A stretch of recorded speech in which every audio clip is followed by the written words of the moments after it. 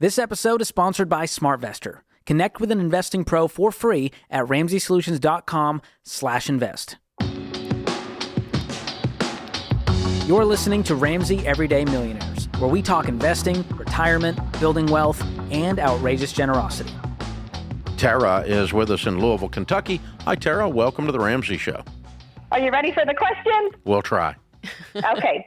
We're looking for advice on what we can do for financing for flipping houses.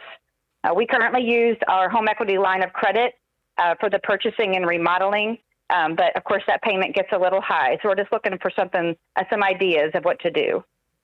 Okay. I've probably done 1,500 or 2,000 flips in my life. Okay. That's what I used to do for a living before I went broke because I borrowed money doing flips. So for 35 years, I've taught people not to borrow money as a primary way to lower risk and create wealth.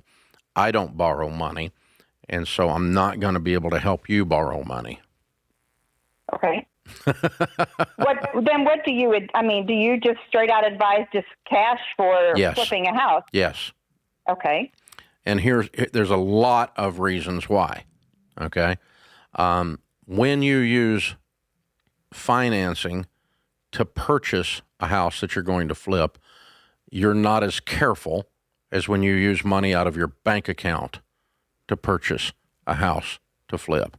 When you are using financing to do the renovation on the flip, you're not as careful as when you're pulling your stinking hard-earned money out of your checking account to do the renovation, and you end up spending more on the purchase, more on the renovation, thus your margins are lower.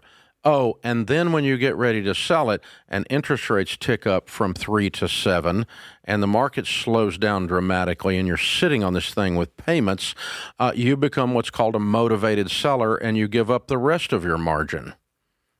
So your margins are destroyed when you do flips for those three reasons with financing. So I would go a lot slower, buy a lot smaller, buy something seriously junky and tiny, and flip it with cash out of your pocket. Use every bit of the profits from that to upgrade your flip to the next one, upgrade your flip to the next one, and organically grow your cash base with profits to increase the quality of the flip that you're doing. Because what you are doing causes more people to go broke than it prospers more people, including me. Okay. So I'm really scared for you, because the thing that has to go through your mind when you're doing these deals is that this is all going to work, and it never, in real estate, I've done thousands of transactions, it never works exactly the way you thought it was going to. Yep, that's exactly right. And, Tara, my husband, just even this last year, he's kind of started in this game. He's done 3 flips. Yeah, and we've cash flowed it. And you're right. And he's good at real estate. And he does it. So I can't take any credit. But yeah, there's it's a state sale. There's dead rats in the house. I mean, they're not pretty properties. But then when you go and what you're saying, you make the selections and it's us making the selections out of our own account. You are like, okay, what can we do here to save money here? I mean, you were thinking through everything. We brought the kids out to do the yard work last weekend over Easter to help move some stuff before they went through and tore out the bushes. And, you just think about it different. And it's a slower process. It's not as fun and flashy, but there's so much less risk. And if something were to happen, you're okay. You're okay because you don't owe a bank something, it goes back to the options like we talked about in the last hour. I mean, let's pretend there was a Fauci pandemic or something like that. And the market just froze like a deer in the headlights, and nobody's leaving their home, and they're cuddled up in the corner with their mask. Well, and what happened with you was that you had so many of those going, and you were good at it. Yeah. And because of that, you kept building on it and making a bigger risk. Yeah. And then when I had $1.7 million in finance flips at 24 years old. I owed the bank $1.7 million on flips. Remind everybody, because that was 1984. Decades ago. Because $1.7 million now for some people, okay.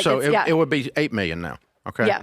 So I had the equivalent of $8 million financed in today's dollars under flips at 24 years old in 1984. Is it 1,000,007? 1,000,001 with one bank. And this is how I learned not to borrow money. Yeah, and I had 30% equity positions in almost every one of them. I was not late on a single note. So what happened, Dave? What happened to your little house of cards? The bank got sold. A small town bank, doing business with me. They knew I knew what I was doing. My family had been in the real estate business. I've got a family history of knowing what we're doing. All of a sudden, some bozo in Atlanta instead of Nashville is making a decision, and he looked down and said, a 24-year-old owes us $1,300,000. Have we lost our minds as a bank? Answer, yes, and they called our notes, which they have the right to do with commercial paper.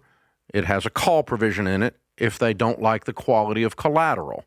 And they suddenly just declared that they didn't like the quality of their collateral anymore.